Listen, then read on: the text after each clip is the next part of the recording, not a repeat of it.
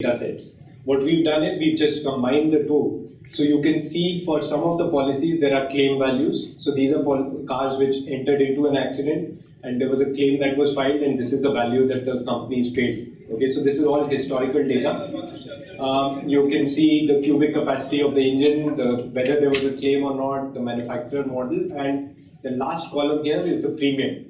This is the amount that the person is paying on an annual basis. This is the insurance premium. So this is basically the data that we had. Okay.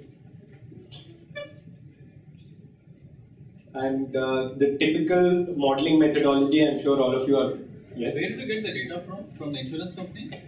Yes. See, the data is from the insurance company that we work with. But obviously, for legal reasons, we've had to mask a lot of the data, and some of the insights that I will show you are not going to be accurate. We've swapped some values because those are things that we can't share. So the idea here is to give you an idea of how we've the methodology that we've built, rather than focus on the exact numbers and the statistics that you'll see here.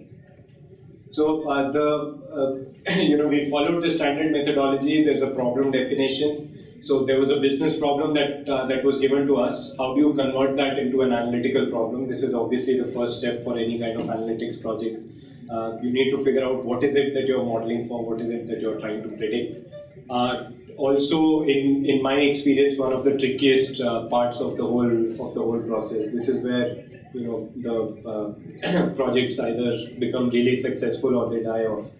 When you start with the data exploration piece, then you prepare the data. Once you're familiar with the data, you prepare the data for the modeling, any kind of modeling approach that you're going to take. You build the actual model, validate the results of the model, implement the model, track the results, and of course, keep refreshing the model. So this is your standard modeling methodology.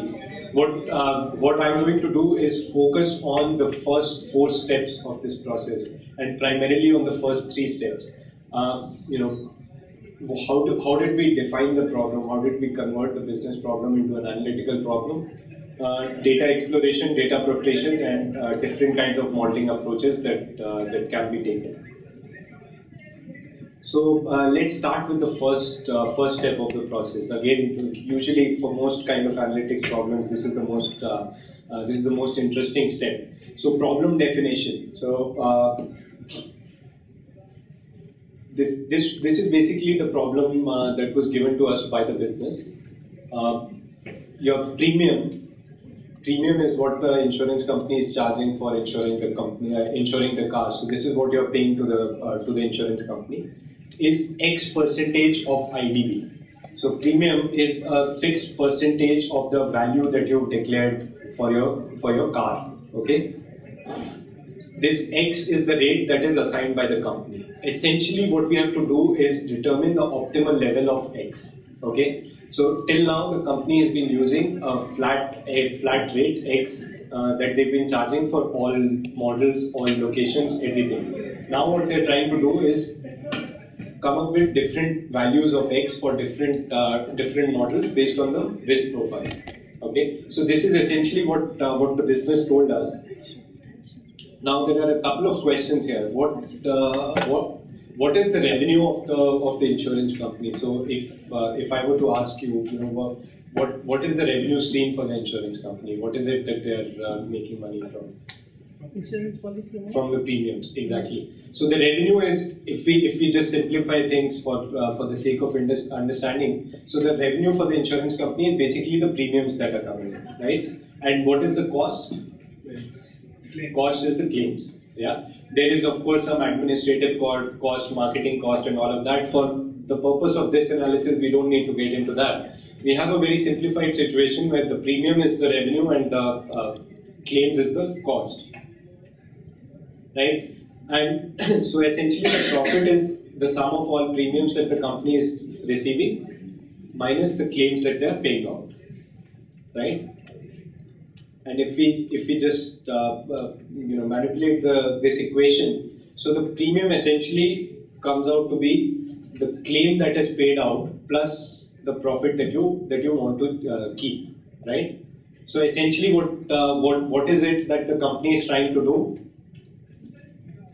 they are trying to predict. So in terms of the analytical approach, what we are doing is we are predicting the claim as a percentage of IDV. So what percentage, so if a car is insured for 100, what percentage of that is the expected claim, is what you expect to pay out. And once we've defined claim as, Y percentage of IDV, then there's a delta that we can add to it, that's a business decision on what amount of profit they want to keep, and we can decide on X, right? So given the problem that the business had, this is how we just converted it into an analytical problem. So now the goal of our exercise is to predict claim as a percentage of IDV. Okay, so just some high-level data exploration. Any new kind of data, the first step that you will do is summarize the data in order to understand it. So this is a table where essentially we had 41,096 policies. This is the data that we had. Out of these policies, 7,702 had actual claims. And the total premium received by the company on these policies is 435 million rupees, 43.5 crores. The premium as a percentage of IDV at the macro level, aggregate level, is about 2.78%. So this is what the company is receiving. Total claims paid out 375 million, claim as a percentage of IDV 2.4%.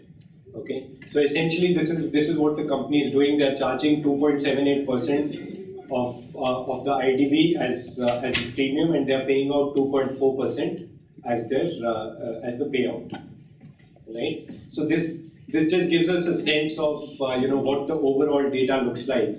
This is very important because you need to have a very good sense of what the data looks like in order to find out what is unusual, what is different from the rest. Right. So again, this is a simplified version of the data. We have 12 models and we have 16 cities. So these are the 12 car models that are there across these 41,000 policies, and these are the 16 cities that are there. We have about 5 minutes. Okay. So we've done a little more of exploration. We're trying to figure out what's the frequency of each of these models. So Maruti WagonR is 18% of all the policies, most common. Mitsubishi Cedia is the lowest one. We do the same with the cities, just to get a sense of where the data is coming from, what values it has. The next step that we do is basically we rank order all the models on the basis of in terms of the claim as a percentage of IDV. Okay, so in the data we have the claim, we have the IDV. What we've done is we've just aggregated that, and for each model, what is the average claim as a percentage of IDV? We can see some very interesting trends here, very apparent. Hyundai Santro is the most profitable model for the company as an overall, at a macro level. 1.74% is what they are paying. They're charging, they're charging 2.84% on an average. So, just looking at this table, you can immediately see that the models at the top are highly profitable for the company. The models at the bottom are not profitable. The bottom three, in fact, are loss-making for the company, right? We've also classified them into low, medium, high. We've done the same with the cities. Again, you can see some trends. There are some cities which are highly profitable. There are some cities which are actually loss-making. And if you just look at the names, you can see that some of the smaller cities are very profitable. The larger cities tend to be unprofitable. Intuitively makes sense because the larger the city, the more the traffic, the more likelihood you have of getting into an accident. So immediately you can see, if you look at the previous table and if you look at this, the company should probably charge a higher price for SUVs. You can see Tata Safari and Scorpio there right at the bottom. So SUVs tend to be more risky than the rest of the population. Similarly, bigger cities tend to be more accident prone than the rest of the population. What we've done is we've taken a very simplistic approach here. We've clubbed all the models into high, medium, and low. We've clubbed all the cities into high, medium, and low, and we've just taken a 3x3 matrix: high, high, high, medium, high, low, medium. Those 9 combinations, and you can clearly see the difference here in terms of what the company is paying out as a percentage of ITV. So for the company now, it makes sense to charge a higher rate for any Tata Indica or